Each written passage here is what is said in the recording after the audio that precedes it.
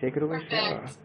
Thank you. My name is Sara Burnett. I'm an education associate at the American Immigration Council. I've been a teacher for several years, teaching in high schools mostly, most recently in DC public high schools, and then before that at a technical high school in Vermont. But I've taught all grade levels. I've even taught adult ESL, as well as fifth grade, sixth grade. And what I'm here today to talk to you all about is about a lesson plan called Crossing Borders with Digital Storytelling. And I want to just recap some of the things that was shared by Sarah Lynn that I really enjoyed hearing about, which was that learning starts with the learner. And I think that those and that hearing those stories that they're bringing to the classroom is important. And valuable to give them voice, to give them power to engage with others. So you have the stories right in front of you, and you have this knowledge in front of you. And so how do you cultivate this student knowledge that you already have right there in a culturally responsive and sensitive way? And so my hope is that this, in fact, does that. Denzel, are you still there? Yes, I am. Okay, so do you have this presentation? Okay, great. All right. So what I'd like to start off with is where I usually start off, and this was mentioned yesterday, putting immigration into context. That unless you're a Native American, everyone has an immigration story to tell or to share, no matter how distant or how recent they came or how they came. And just as to put it into context and to put us into the framework of what our current situation and what our student body kind of looks like, I have a few pop quiz questions, just like Denzel had. So the first one is what percentage of K through 12 students have at least one unauthorized immigrant parent? And so you'll get a poll in just a second, and then you'll be able to choose from one of the options available.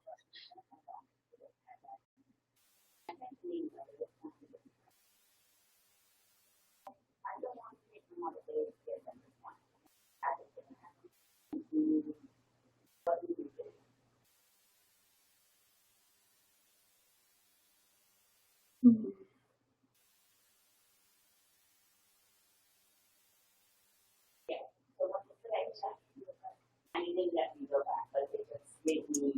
Okay, well, this is very interesting.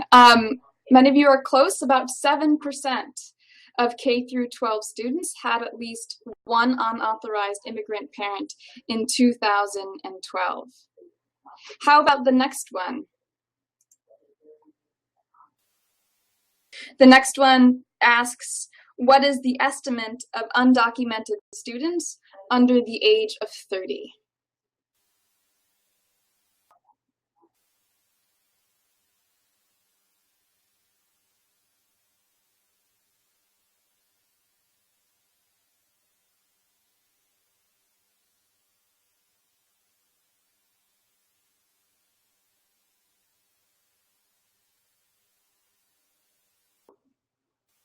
Okay. There are roughly 1.7 million undocumented students under the age of 30, and this data is coming from the Pew Research Center. And what does that tell us about our classroom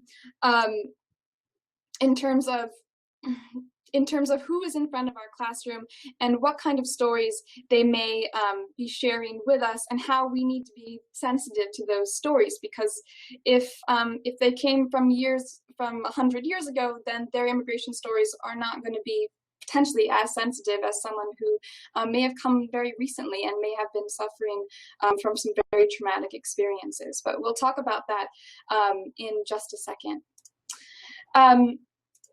So what are our objectives for today? Well, at the end of our session today, I would like teachers will be able to understand what a digital story is, why it's valuable, and the steps to create one. Plus, I'd like you to learn the tools and resources that support students' digital stories on immigration in order to develop a class project. So first of all, what is digital storytelling? Well, for those of you that don't know, it's a multimedia movie that combines photographs, video, animation, sound, music, text, and often uses a narrative voice. Okay, so it's just like something, it's just a story put to a movie, and it's either usually short, and it can be any sort of variation. So my question for you, and you can answer this in the chat box, is why do you think digital storytelling is useful for the classroom? Please go ahead and answer in the chat box. All the ways you think digital storytelling can be useful for the classroom.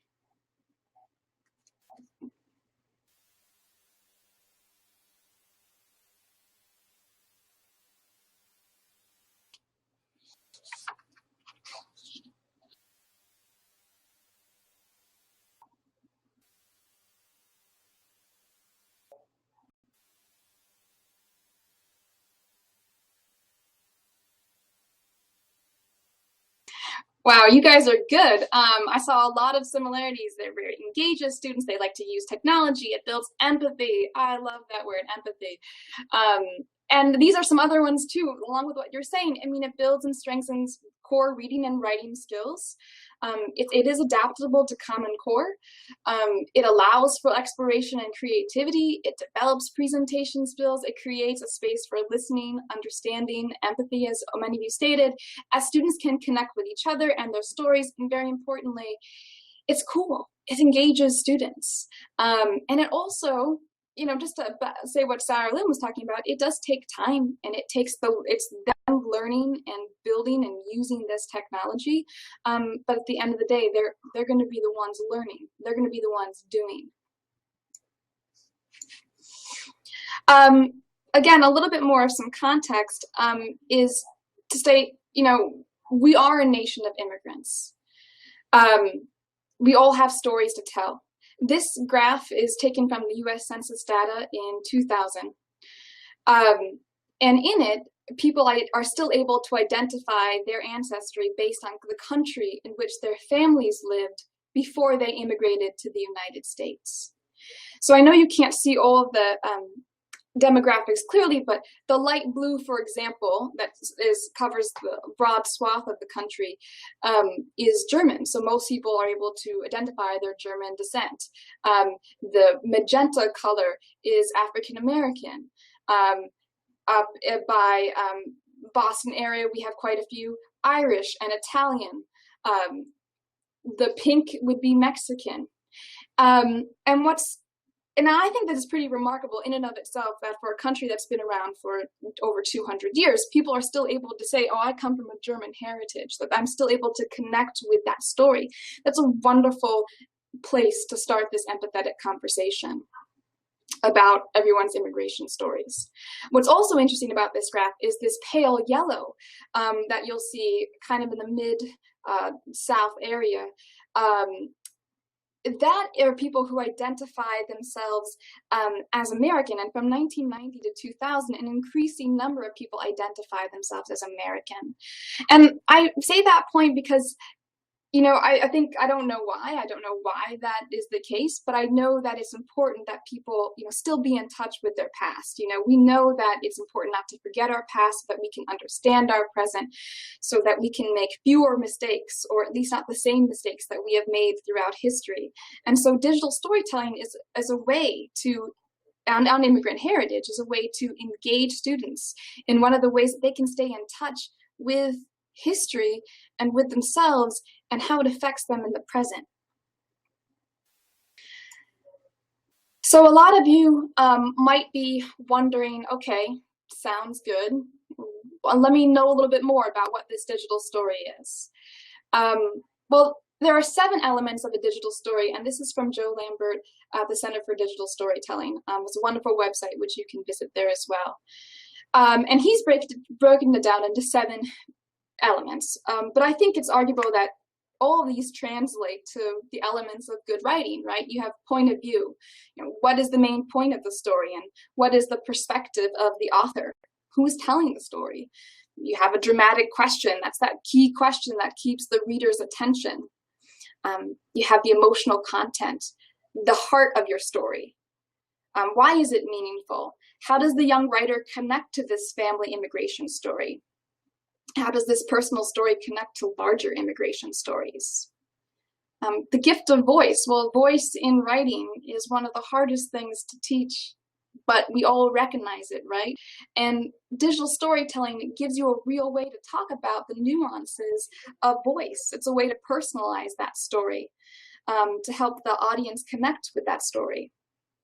The power of soundtrack. It's the music or the sounds that would embellish this story. That might be very culturally significant. The economy, using just enough content to tell the story without overloading the viewer, right? And pacing, the rhythm of the story, and how slowly or quickly it progresses. For some students, they can't say enough, and others, it's like you're constantly pulling teeth, right? So you know your students. And there are other ones that you could add to this. I mean, you could add grammar and usage, you could tweak it to say clarity of voice. I mean, you can think about how you can integrate these 7 elements as you create your curriculum. But now I think it's probably best if we watch an example. So I'm going to try to play this from this computer screen, and we will see if it doesn't work. Denzel will go ahead and load it on the YouTube. But okay, so are we back? Yes. So I hope you guys all enjoyed that. What elements of this digital story resonated with you from this example? You can go ahead and answer in your chat box.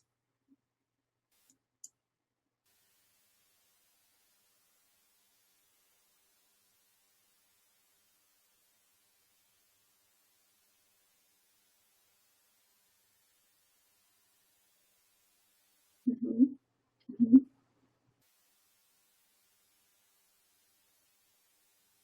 Right, we have the language, we have the imagery, we have the music, her voice is so powerful, and the fact that she was able to speak in her native tongue.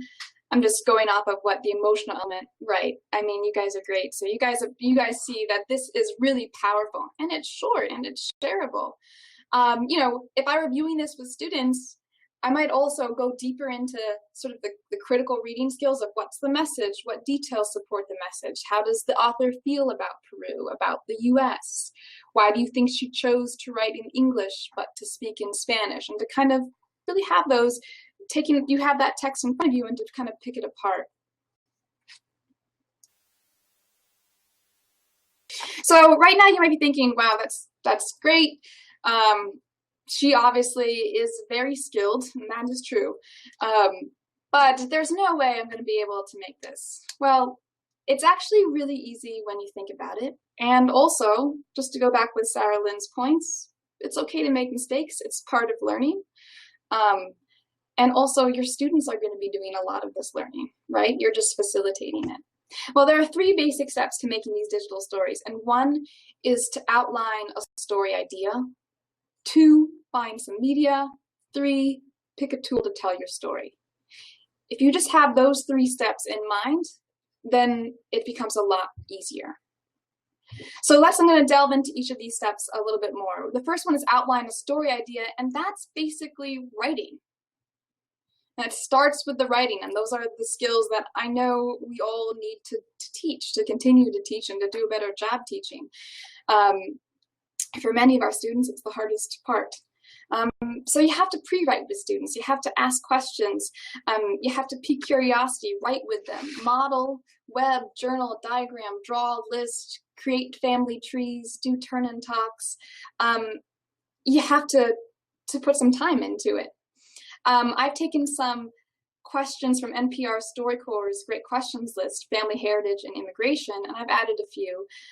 But these are great starting questions that you could use to have students journal about, maybe share with small groups if they want, or keep it to themselves, however you think they or you feel most comfortable.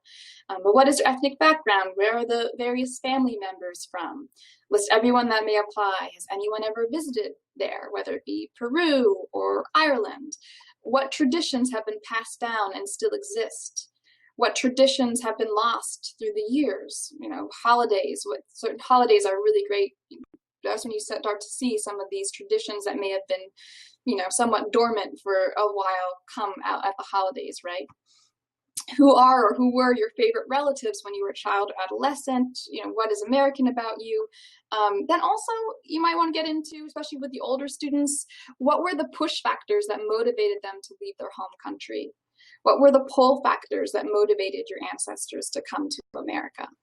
So these are just some questions to start them to brainstorm and to start writing, because the writing is the key part. The story is the key part, and they have these stories. You can always read good examples of short writing, your mentor texts, you know, and this is where you really have to think about what you do in your own curriculum and what would match up best. Maybe you don't have an immigration unit per se, but you do read flashcards by Rita Dove, or those Winter Sundays, this highly anthologized poem by Robert Hayden, right? So that you talk about family dynamics and his experience there as an African American writer. And so, you know, with these mentor texts, you're also able to talk about immigration heritage. Winners from our previous Celebrate America contest, that was mentioned yesterday. It's a 5th grade writing contest that we have, and they have some great essays that they have produced, and I'm going to share with you one that was actually a digital story in just a bit. I do have a tip for you, which is, and it's more than just a tip, it's more like a, you have to try as much as possible to be sensitive and aware and to provide options for your students. I call this sort of the spectrum of students sharing immigration stories, right? For some people on the left, they could be very happy and more than willing to share their immigration story. It was a joyful experience, whether it was recent or distant. And for some, it might be very painful and difficult to write about. So one, you can never force a student to share, but you can provide options. Maybe they write about an historical figures, another person's immigration experience. Maybe they read that story, and then they kind of tell that story digitally. So that's one option that they could do. But you know, you give them the option. You could tell your own immigration experience, or you could tell someone else's. You could interview someone else in your family as well. I'd love to hear more options if you guys think of them, and there will be time in chat rooms later to discuss, but if there are some, feel free to just keep sharing. I also, again, I said I would talk about the focusing on an essential question. You might already build these into your curriculum planning. So ours for that 5th grade writing contest is, why am I glad America is a nation of immigrants, and what does it mean to be an American? And we have students just write about it, and a lot of what they come up with is our poems, our creative nonfiction pieces about mostly their parents' immigration stories at this point. And that's valuable, right? It's valuable. It's getting the parent voice heard and into the classroom. So I invite you, obviously, to check that out if you are a teacher of 5th grade. But also there are lesson plans designed around it too. Okay, so once you've gotten your writing, and you have a fair amount of writing from students, and they've generated some ideas, you have to find some media. You need to find your images, your image clips, and your sound clips. This can take some time, and you'll know your students best. So there's a couple of things that you can do. One I recommend is this Photos for Class. If you Google photosforclass.com, what you find is a website that gets you G-rated, Creative Commons license, and what I love about it is that it's automatic attribution, so you can take the photo and it'll give you the bibliographic citation for it. So that also teaches, that's just a good practice, right, for students to get into. The Library of Congress, of course, has those great historical prints and photographs collection. Flickr also just introduced an account where they have the best of the most frequently selected photos from the Library of Congress. Art museum websites are great to expose them to art from around the world. And of course, definitely invite them to bring in personal photos that they have, because those are the best. Those are really the best. They make the most connections.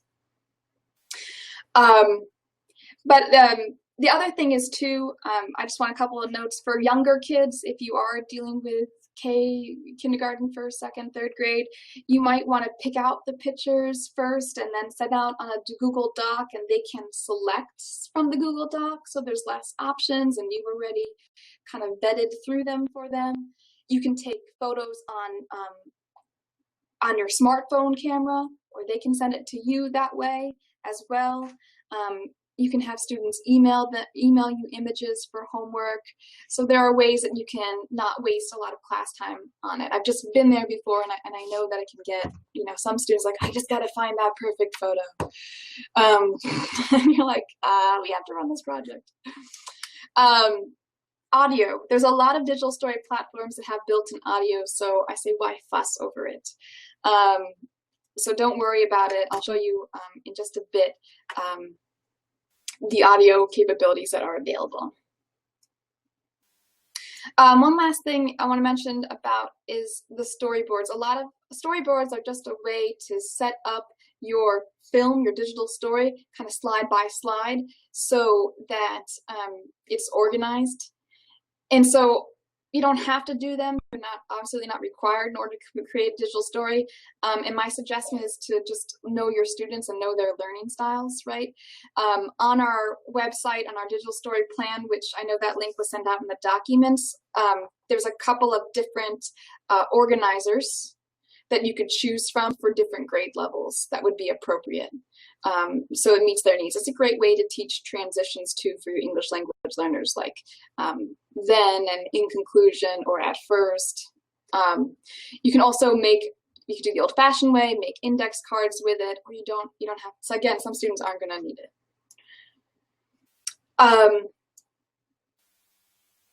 So this is the part where some people will get really excited about, and some people are like, ooh, I don't know. But it's picking a tool to tell your story. So it's the technology component.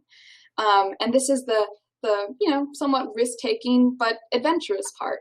And I think going in there with the mindset of no tool will be perfect, no tool is going to meet every need exactly the way you would want it, is a good mindset to have. I know earlier we'd sent out a tool comparison chart between two digital story platforms that we're going to experiment with today, one being Little Bird Tales and the second being WeVideo.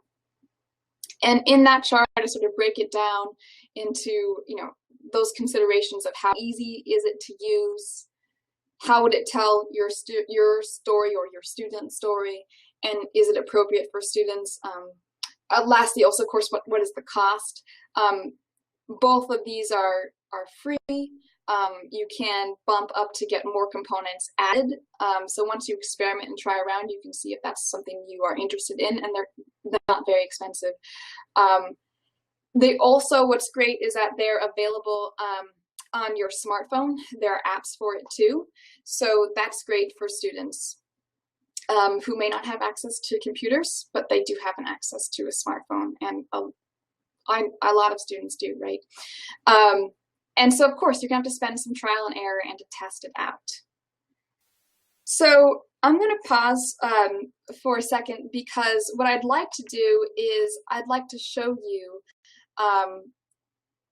a video that was created on WeVideo. And so actually, before we get into the actual design of it, Denzel, do you want to show them the YouTube video from WeVideo? Yeah. So that you can see this whole, and my grandfather, Ben, just to introduce it, my grandfather, Ben, was written by a former 2011 winner of our Celebrate America Creative Writing Contest, Maya Young, who was a 5th grader. So nothing was changed except we added music and audio to her wonderful story. So I'd like you to just enjoy. Okay. Okay, great. So I'm so glad that you guys had a chance to watch that. Yeah, it was. And I'm looking at your comments now, and yeah, she was a fifth grader, and we have plenty like that every year, and teachers across the country are doing it, and their students are doing it. So I wanted to show a little bit about WeVideo, just to give you a short tutorial, to show you that it's fairly easy, and to show you just some quick ideas, right? But it is going to require that you go back in and experiment and play around with it a little bit more. You know, as a teacher, and I'm sure many of you are in the same mindset of just you need to kind of create a model too for students so that they know. So one of the things that we're going to do right now, we're in what's called storyboard mode. And storyboard mode is like the simple mode for WeVideo. So if you had, I think as young as fourth, some really advanced fourth, fifth graders could handle it, but obviously high school is good too, and middle school. So let's see if you could drag an image into, it's very easy into its track. So you could just take an image you would have already uploaded from your Google spreadsheet, and then you can easily just squeeze it in. You can edit it if you click on the pencil icon. And there you could add, like, he is searching for the American dream, or whatever you want to add. This is the American flag, yeah. And so as you can see, it shows up on the bottom. You don't have to add captions, but obviously with English language learners, that reinforcement, any beginning writer really needs that reinforcement of image and text, right? So that's great. You can always, what's great too is if you click on the record, the microphone icon to the left, that's it. You can also record yourself so that the student can record the American flag, for example, and then it would click and then you could done. So then you would click on the check mark when you're done. And you can always preview by clicking the play button. And that should preview your entire slide. So all your slides together as one movie. And you can change the lengths of it, and you put them together. So that's like this very simple. You can also add effects if you wanted to as well. That could do different, like you want to put different colors, that kind of cool things that students are going to like, right? And that make it look more professional. So that's pretty easy to do. The other thing I wanted to say is if you go to the main menu bar, and the main menu bar is those three lines on the left. Okay, we're in storyboard mode, as I said. If you go to the timeline mode, it's a bit more advanced. So if you do have some advanced students, that's where you can settle. You can put in your theme music, your tracks there, your audio. You can adjust the recording. You can have music playing while you're speaking because you can adjust the level. I don't know if I read. So it's very easy to use. Okay. So now that everyone's gotten a taste of WeVideo, are there any quick questions that anyone has out there?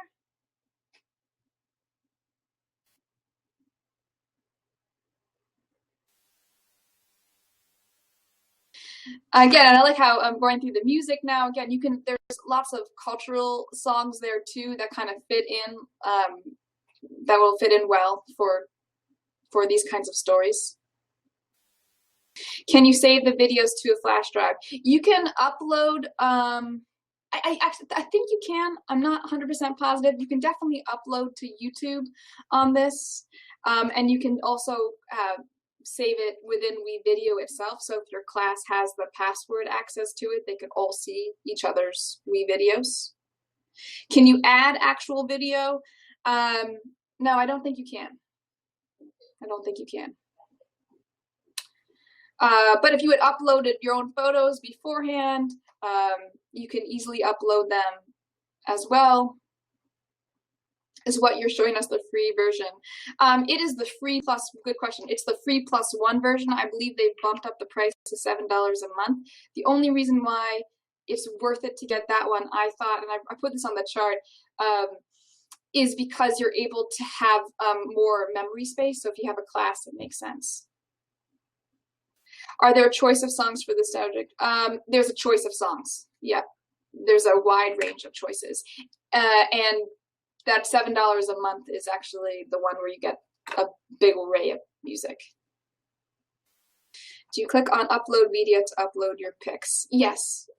Yes, that is what you would do. There is a free version. You just don't have, and that's the one I would recommend trying out with, to experiment with. Public schools cannot access YouTube. You can also, the WeVideo will provide a link. You don't need to upload YouTube. And some public schools do. I worked, one school did and one school didn't, so it depends. It is smartphone usable. There's a tablet, and tablet usable. There's an app for WeVideo as well. Sarah asked how long it takes. I mean, it depends on your students, but I would say in terms of this actual lesson, to do it well, I mean, you could do an intensive week on it, or you could, depends, like, are you giving them time to work on it at home? Are you giving them time to workshop their pieces together? It's really depends, but you're going to need a few days, I would say, 2 or 3 days. Yeah, you're right. Some students can't always use their smartphones. Yeah, I worked in a school like that too. So you just have to work around. Okay, I don't want to run out of time, and I want to show you guys Little Bird Tales as well, which is the more K-5 project. Okay, so Little Bird Tales. You'll notice already just from the interface, it's a lot more simpler and student-friendly. So I have, I believe in create a tale. If you were to go to create a tale, let's just try one. Or we can go to that one, Sarah's tale. That's fine. That's fine. You can go into Sarah's tale. That's fine. So that's your cover page. So what you would do, you could add a page, which is the orange button. So let's say we're going to add a page. Your students could do this. You could go, if I've already have stuff in my galleries, I'll go there, which I do. Okay, and I can select a photo. Okay, and I've added it. I can add text right there.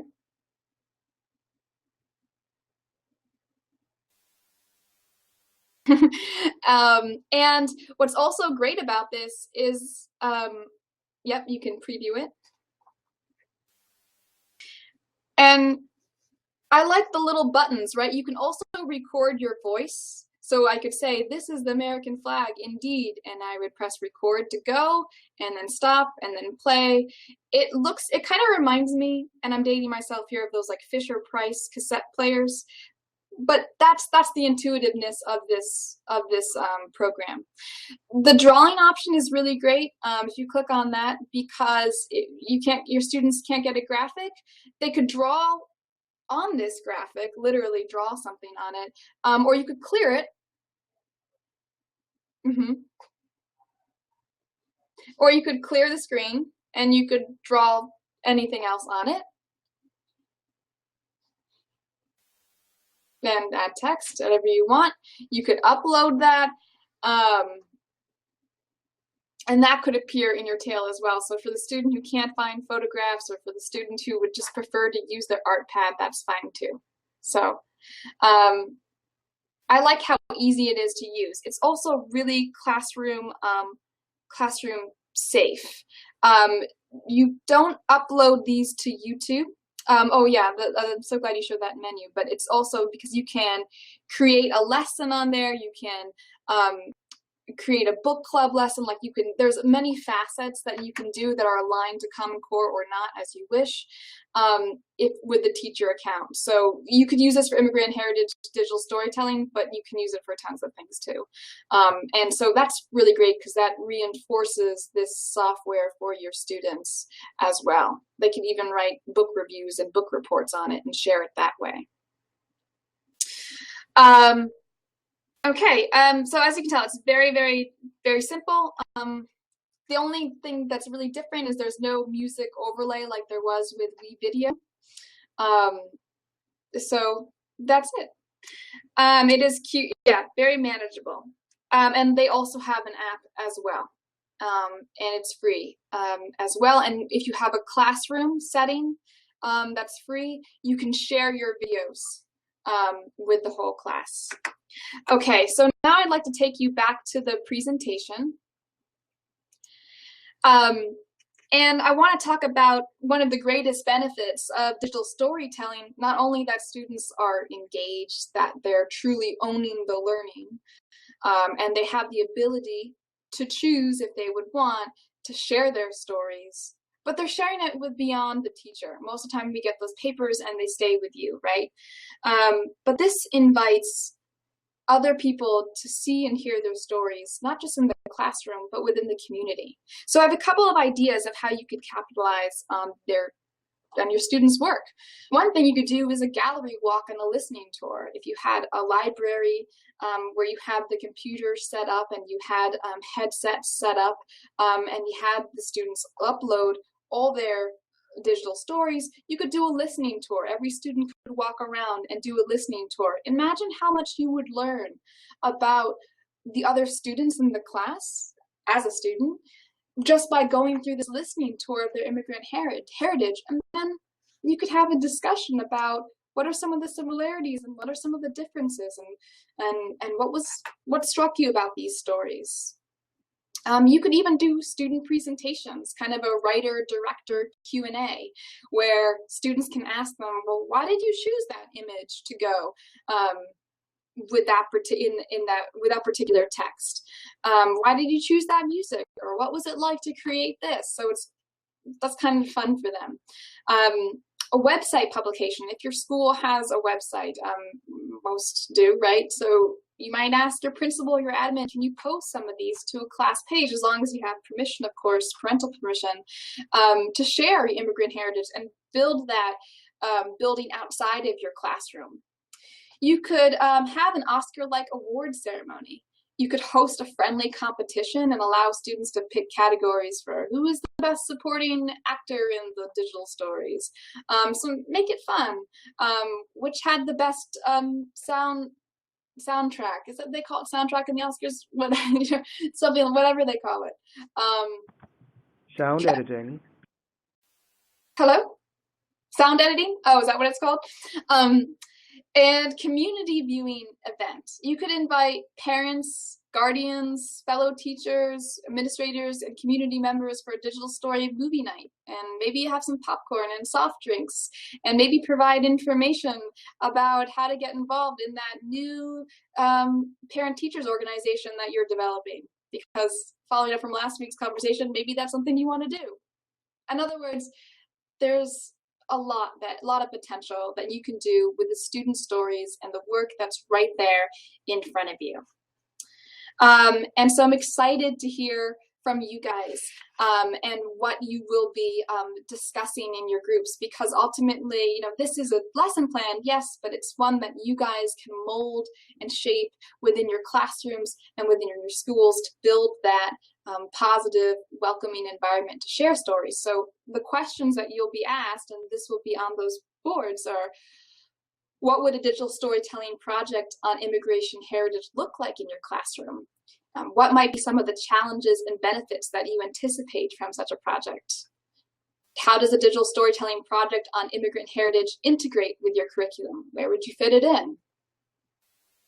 How can digital storytelling on immigrant heritage build community both inside and outside of your classroom, to think about breaking down those classroom walls?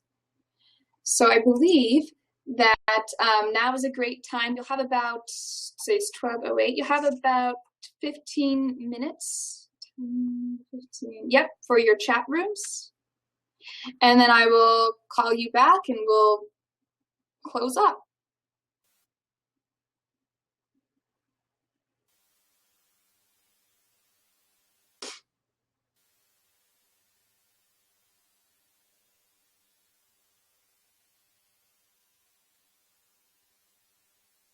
I noticed that the challenge was testing and working around testing, and isn't it always? And hopefully that will change. But until then, yeah, it's finding those little bits of time, that 30 minutes here, that pull-out session, to work with a student individually or however you have to do it. There's also the interview project. I heard that someone said about interviewing someone as a way to get an interview, as a way to get an immigration story. That would be great. Family literacy initiatives for parent and child time together. Partnering native and non-native speakers together. That's really a wonderful idea, I think, to break down some of those stereotypes that you have in schools that have ELL students, so they're not the ELL students that are in the corner kind of a thing. That'll help break down those stereotypes. There's a big reward is that having people come together to tell a universal immigration story. One question was how do you integrate students to the U.S. who are here on a temporary assignment and will be returning to their home country?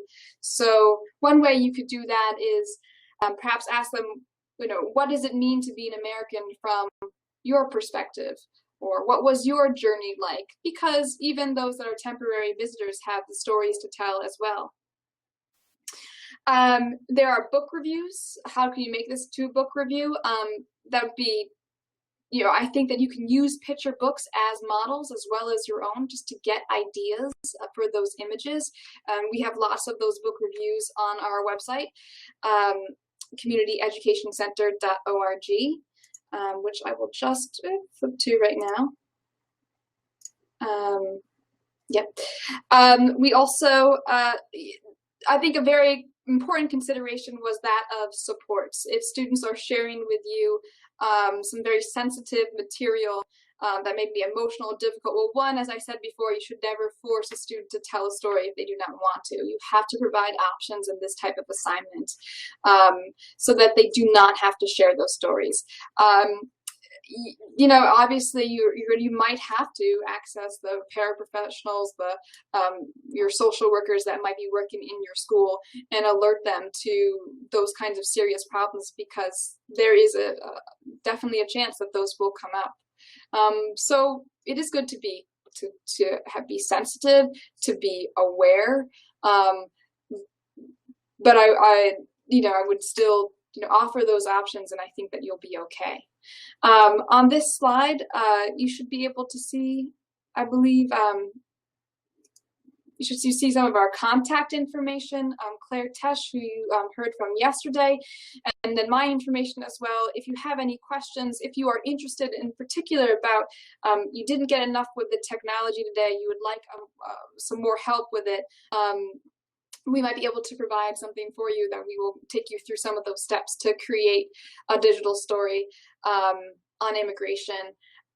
You can also follow us on Twitter at Think Immigration, THNK, there's no I there, with the hashtag Teach Immigration. Our website, of course, is there with lesson plans, book reviews, and more, and our blog, teachimmigration.blogspot.com. I mention that because we talk about current materials, resources that we have available, or what's in the news and how does it affect your classroom. It's specifically for educators about immigration, and we do have other people write for us, teachers. We have had the occasional student write a book review, so we would definitely invite them to do that as well. I am very excited about all the ideas that you guys have shared with us today, and encourage you to keep on contact. I know that Denzel and his team have some ways for you guys to share your learning and your curriculum designs that you will be doing, as Sarah had mentioned earlier, later this summer and in the early fall. And we look forward, that is Claire and I look forward to being connected and staying connected with you and with the important work that you're doing. And I look forward to Katie Lee's presentation on curriculum. I hope you are too.